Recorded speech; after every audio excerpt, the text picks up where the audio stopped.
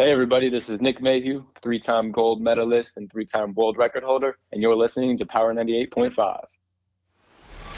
We don't play the social game. We are social. Power 98.5.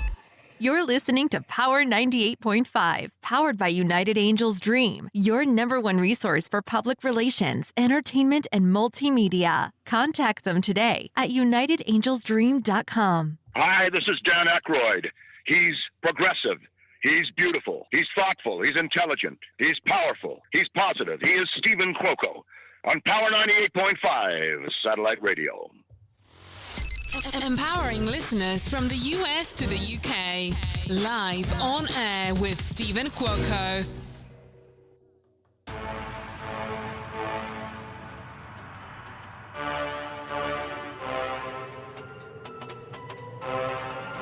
Representing Extreme Couture and fighting out of the way of Honolulu, Hawaii, Ty Gwerder. Representing fighting out of Price, Utah, Ty Jones.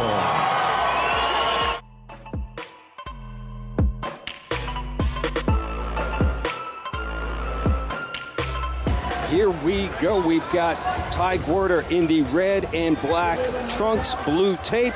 Mike Jones in the black trunks, red tape. Ty Gwerder, good head movement, get out of the way of that first shot. Nasty body kick from Gwerder.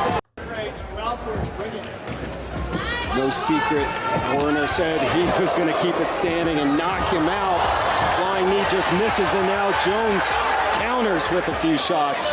They high-five each other, and Gwerder is just a happy guy. He was just extremely excited to be here and on the TV card. Yeah, both these guys love fighting. The thrill of it. Boom, right on the liver. Oh, buddy. Oh, man. Take to the head. You leave that liver exposed, and you are going down. And somewhere in California, Boss Rutan is smiling. A man who loves the liver kick. Yep, and when he landed, he'd say, "That's the one." That's the one. I told you. Knockout, Ty Gwerder. Gwerder keeps his spotless record.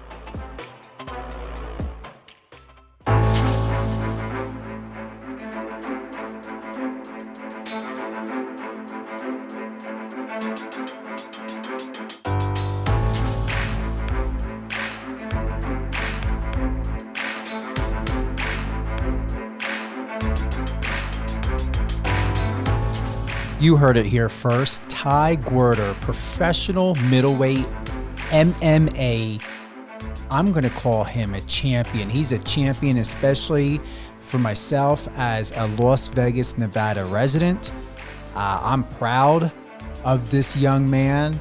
He's doing like things in a business that are very, very different. If you were able to see that clip, watch that clip, Google Ty Gwerder. Gwerder. There's a lot of stuff to watch about this guy. He hails from Las Vegas, Nevada. You're in Las Vegas right now, right, Ty? Yes, sir. Yeah, hailing all the way from my city, Las Vegas, Nevada. You're liver kicking, knee dropping, doing every major thing that you can think of in this business, but you're taking it seriously, because anybody who knows when it comes to MMA, how you go in the ring isn't always guaranteed of how you're going to come out. Yeah, I mean, yeah, right or wrong. Yeah, correct. I mean, I try to do what I do best, you know. To everyone that's like listening, good morning, good afternoon, and good evening from here and all around the world. You're listening to Live on Air with Stephen Cuoco on Power 98.5. We have middleweight Bellator MMA professional Ty Gwerder here. How long have you been in the business?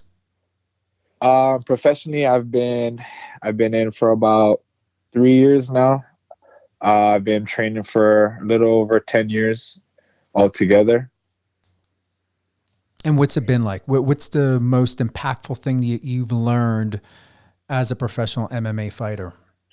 You know, it's crazy. Like, this sport really shows you the roller coaster ride of life. You know, it's never really ever in the middle. It's always the high of highs and the low of lows. You know, like when you're winning and constantly doing good things in there, you know, you feel like you're unstoppable and not even the road can stop you. And when you're at the lows, it's definitely one of those things where you start to contemplate life a little bit.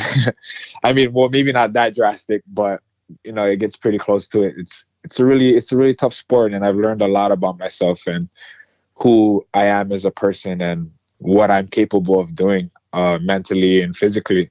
And that's definitely the one big takeaway I get from fighting. It was written a while back ago. It says, while Bellator middleweight Ty Gwerder never backed down from a fight, growing up surrounded by the ever-present fight culture of his native Hawaii, he self-admittedly was the last of his family and friends group to start seriously training. What's it been like since that news report? You know, it's been fairly good. I mean, I've being the last one to come onto the scene as a fighter out of, you know, my friends, like a bunch of my friends and my family members that did train and fight. You know, like I think myself starting, I was the youngest, so starting where I was able to take more away from the sport than they did when they were my age or at my level. And learning from those guys with all that their experience has made a very big impact on where I am in this sport. You know, I'm realistically, like, if you look at it on paper, I'm very new to this sport.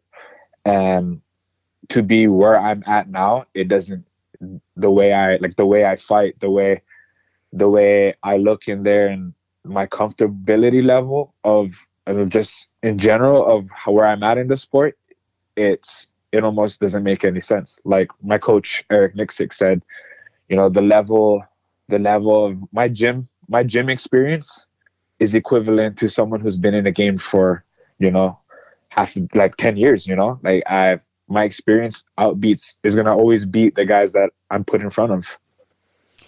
It was written also by My MMA News. Fighting found me. Bellator middleweight Ty Gwerder. What does that mean? Fighting found me.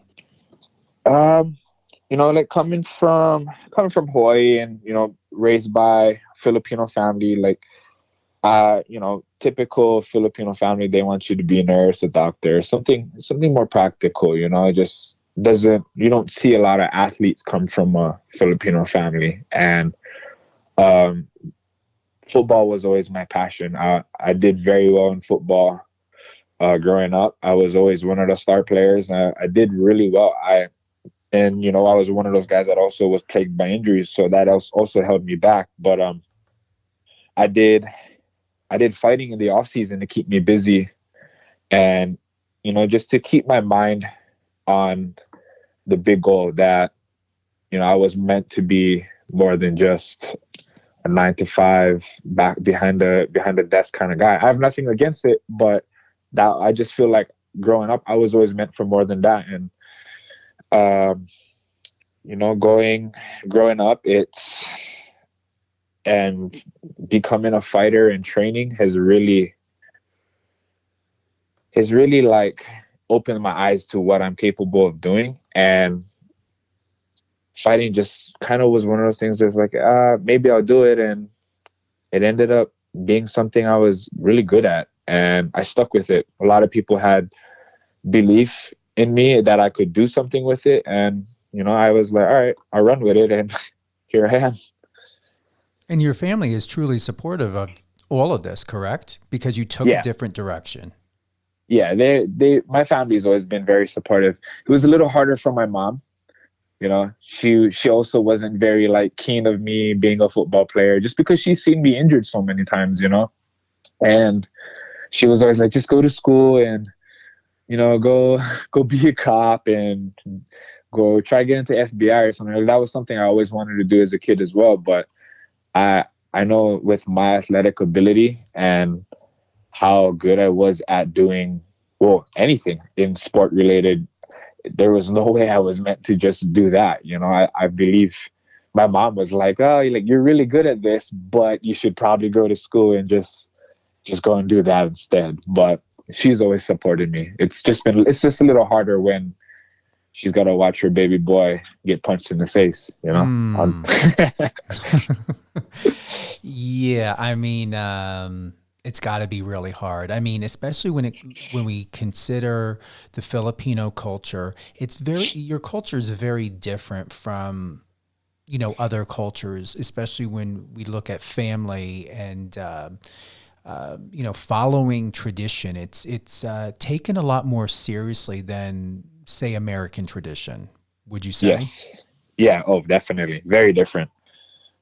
So when you have children, Ty, do you think that you would have balance of holding tradition more to you being Filipino, or do you believe that you would incorporate some American traditions as well, or is it that strong of a connection to where you just don't deviate if you don't have to? I won't. I probably won't deviate if I don't have to. Like, the one thing I love about Filipino culture is like we pride ourselves very much on being family people. Like family is everything. Even like Hawaiian culture, being raised in Hawaii, family and loyalty is everything. And I think that's the bottom line. I was raised purely on that.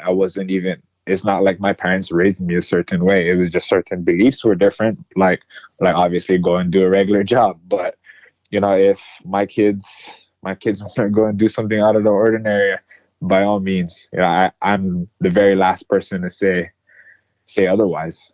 We're going to take a quick listen to this clip by Media Day Interview, and this was just a couple months ago. Would like to get your reaction or your thoughts from where we are at now, because things are ever so changing and growing, especially in your industry, to sports, of what COVID's done to it. Let's take a quick listen. Ty, just to start, this is your third fight under the pandemic. How does it feel to finally be fighting in front of fans and getting back into that? I'm actually pretty excited. It's going to be a fun fight for sure. So people are going to expect to see some fireworks. So it's nice to hear a little bit of a rumble from the crowd. And but either way, I'm happy if there's no crowd, and if there is a crowd, I just want to be being there fighting. If someone who likes to press the action like you are, your last fight was a decision. Where are you? How are you training for this fight? Are you coming out hot? Are you going to be looking for a decision, looking for a finish? Always going for a finish. I'm going to keep that 100% finish rate all the way through my career if I can. Also don't want to leave it in the hands of the judges. Nothing against them, just don't want to. I want to be an entertainer and keep pushing forward, put people on their heels, and just make it exciting. And last one before we open to the media, what's your message to the Hawaiian fans? All right, Hawaiians, I'm back. I'm ready to keep this island train rolling. You've got a really great spirit to you, Ty, and the authenticity and transparency that you hold within yourself and your own truth. You don't put on air for anyone, just like with this this quick clip that we played here by Media Day Interview. Just, within your body language, your eye contact, your movement, you're very self-aware. Have you always known how truthful and real you are within yourself and with other people? I try to be. Some people will bring it to my attention and I don't really realize that I am honest. I'm very truthful. I try to be as pure as possible, and I strongly believe that's just the best way to carry myself. It's not stressful, like I can be my way, be who I am without worrying about how someone else feels about who I am. Like either you like me or you don't, and that's just the best way to put it. And it seems that everyone really likes that about me, and I appreciate that a lot because it shows that I'm doing something right, as a person. I'm not a terrible human being, that's the last thing I'd want to be. Like if I'm there for you, I'm there for you, and if I'm not, I'm not. And people enjoy me for who I am, and that's just the best part.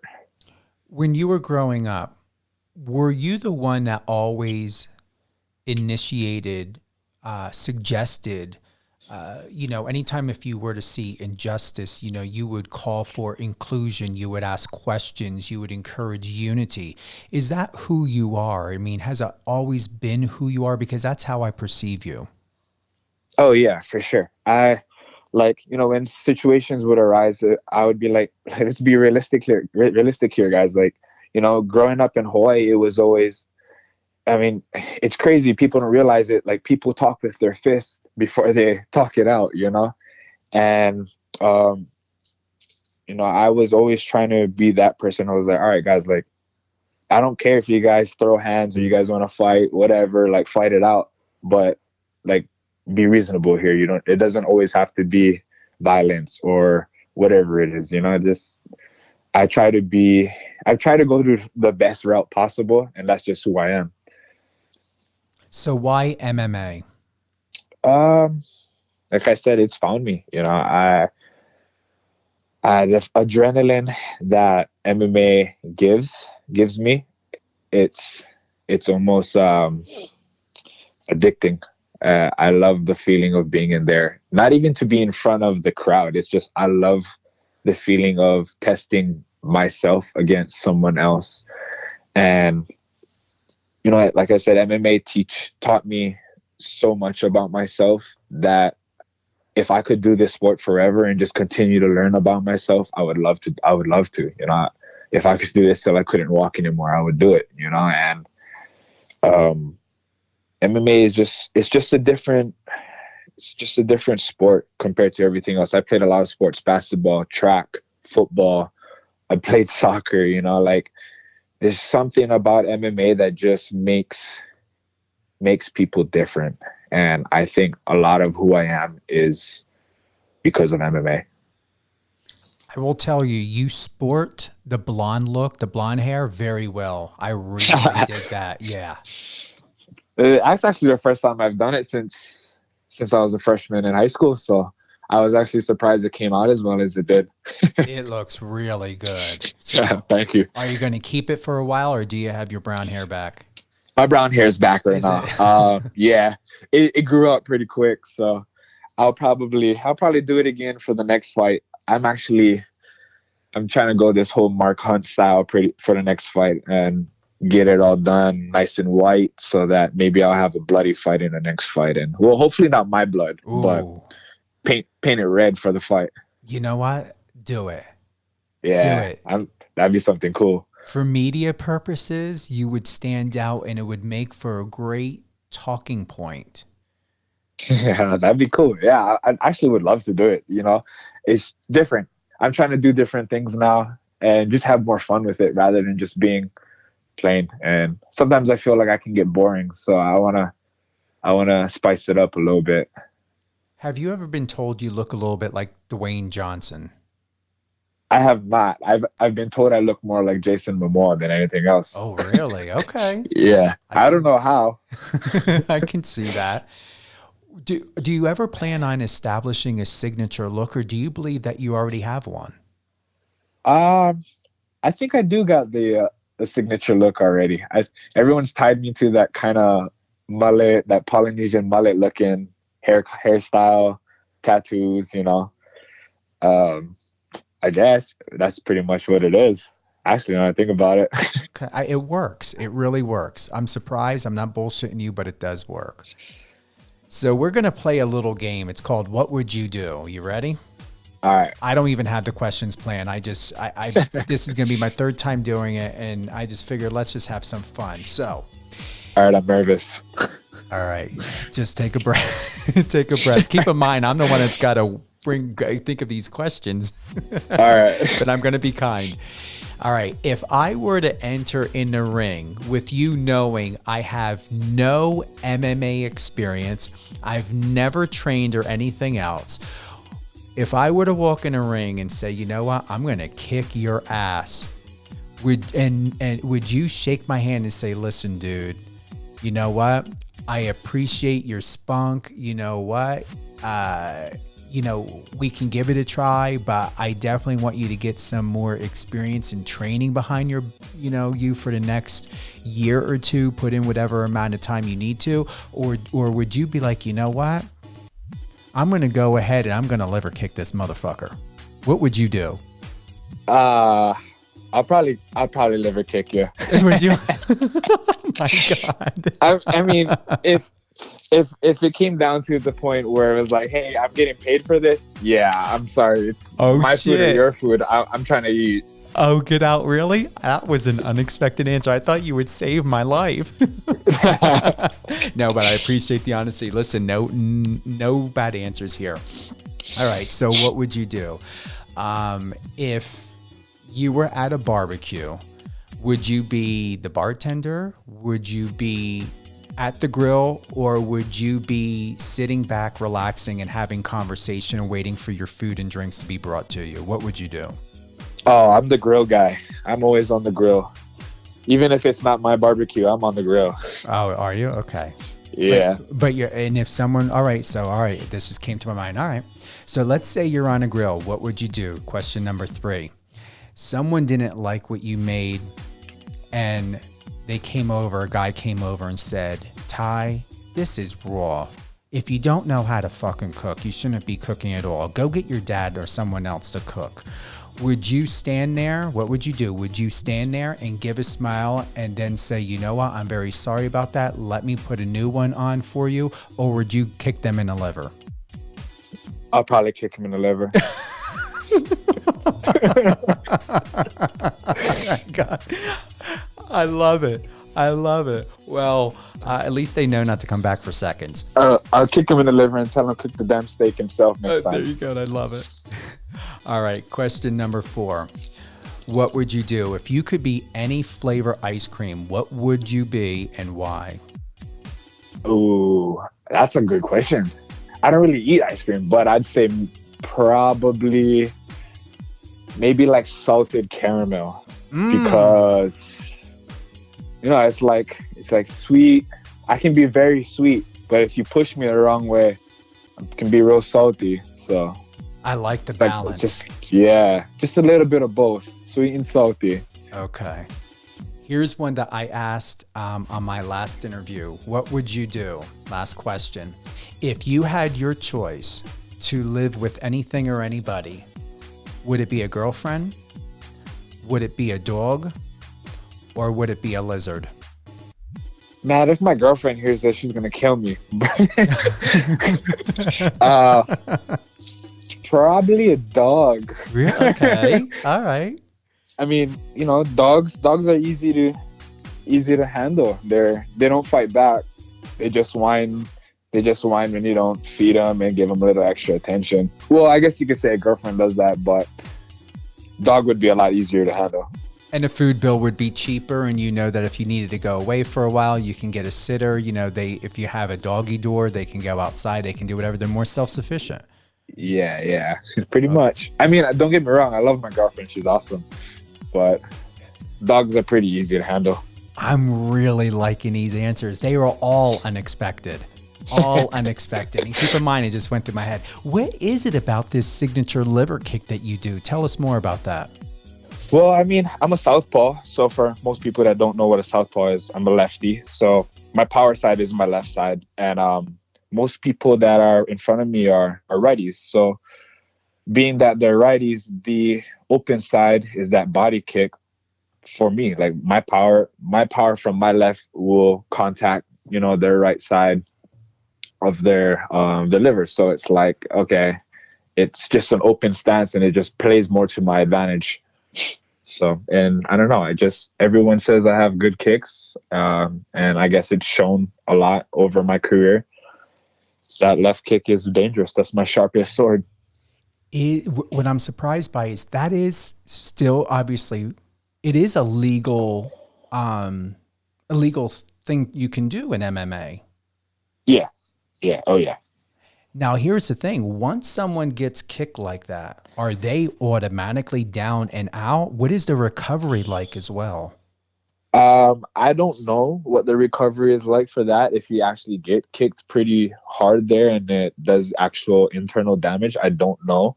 But I do recall that guy that I fought with that. He he had messaged me and said he had like a hard time pissing for like a week. Ooh.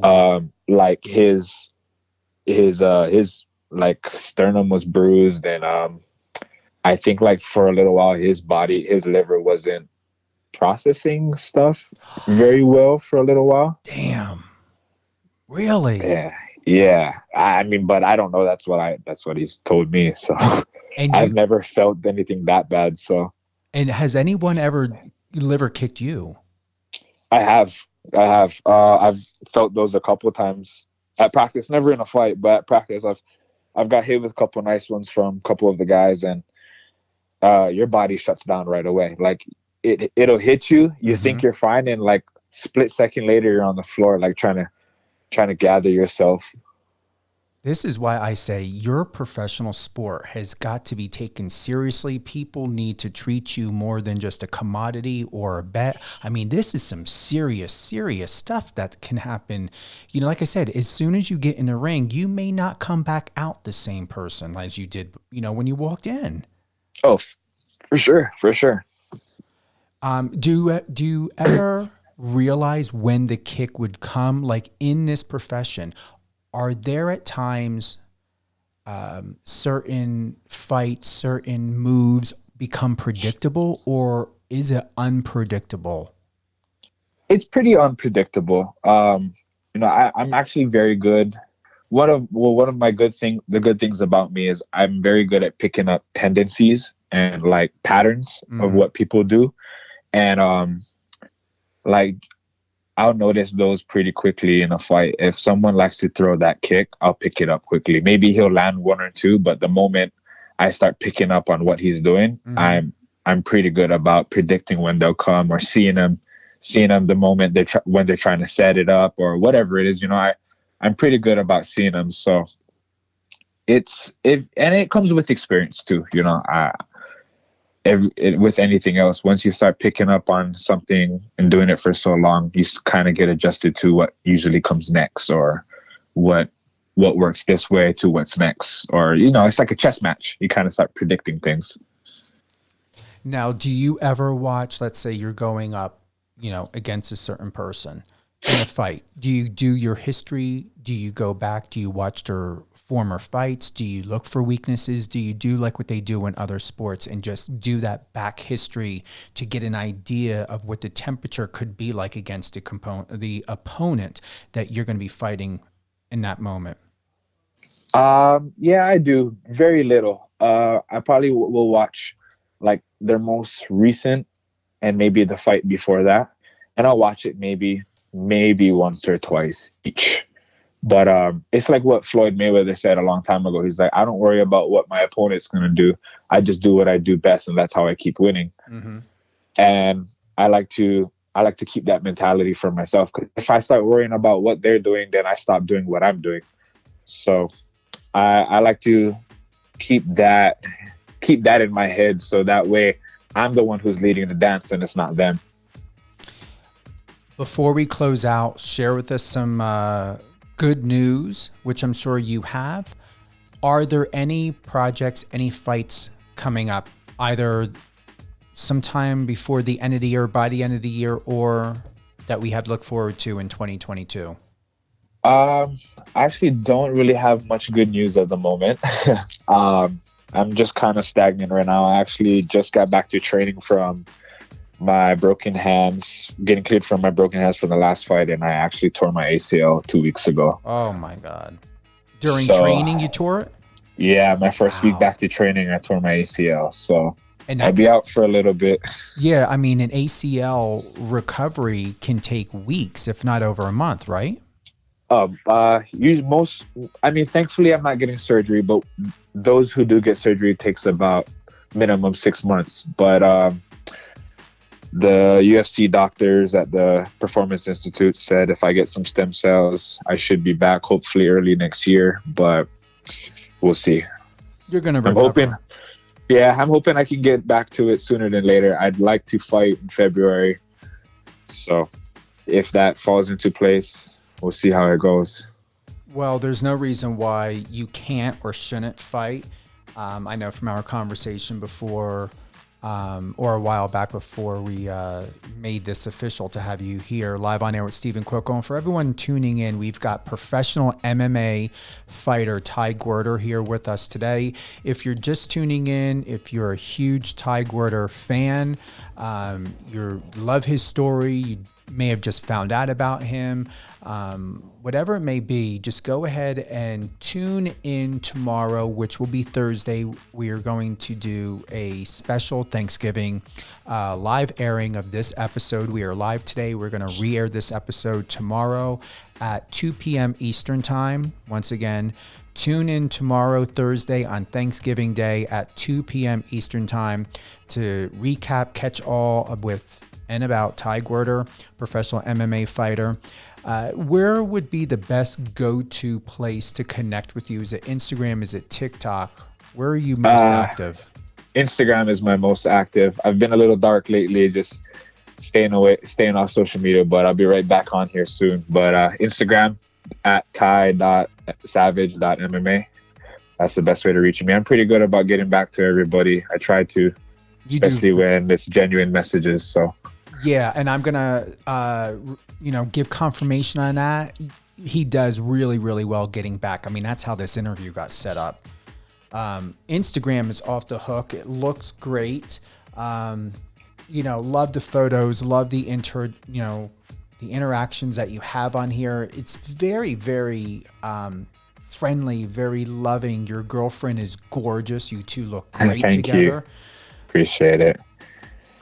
You've got a lot of great things, it looks like, that's coming up here. I love the modeling photos with you guys of how you're including these lifestyle model type of stuff. It really is a great page. Thank you. Trying to work on it. I'm trying to expand my horizons. I don't want to be known as just another Hawaiian fighter. I want to be able to do it all. And everyone, if people hit me up to do jobs, like just to have me on set, I'm always down for it. And it's just cool to experience new things, and that's what I'm trying to market myself as. And you are still with Bellator, correct? I am actually a free agent now. And what does that mean? Is there a benefit to that? Yeah, there is. I mean, we're gonna take a step back and get some experience, get some more experience, get some wins under my pocket, and maybe we'll make a strong push for the UFC. I can see it happening. I'm putting and projecting that positive energy out there.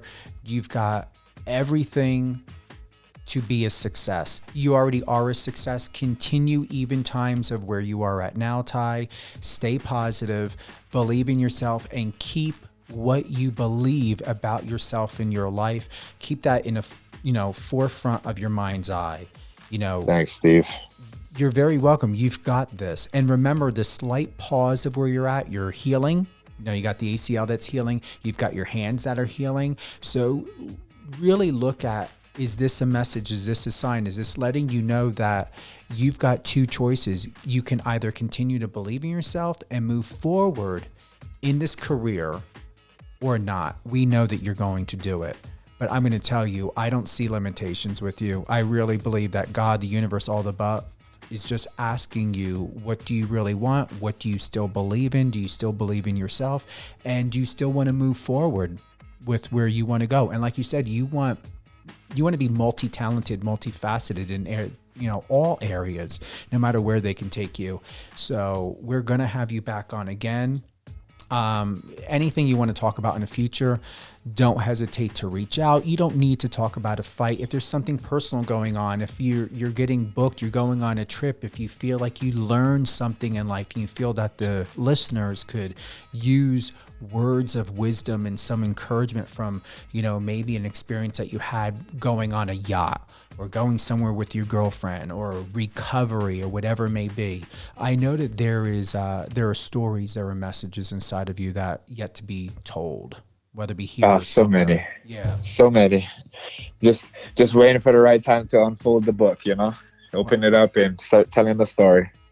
Is there anything else you would like to, give a shout out to anyone, any other drops before we head on out and get ready for the holiday? Just a little shout out to everyone that's been behind me from day one. This one goes to all of you. Just appreciate you guys and all the support, and part of my big drive is for all of you guys to keep you all entertained, and may everything be great on your side. Thank you for joining us. Hold the line, Ty. You're going to close out with us, and then we're going to have a little bit of chat. Ty Gwerder, professional middleweight MMA fighter. Tune in tomorrow, Thanksgiving Day, 2 p.m. Eastern Time. Let all your friends know. Tune in live. Download the iOS or Android app, the Power 98.5 satellite radio. You can also tune in and listen on Alexa. We are also on Odyssey. We're formerly known as radio.com, Live Radio FM, Streamitter, Streama, MyTuner, and many more coming your way. 200 countries. The reach is now 200 countries. And I'm very grateful for all the love and support to our listeners from here and all around the world. I'm Stephen Cuoco, and you're listening to Power 98.5.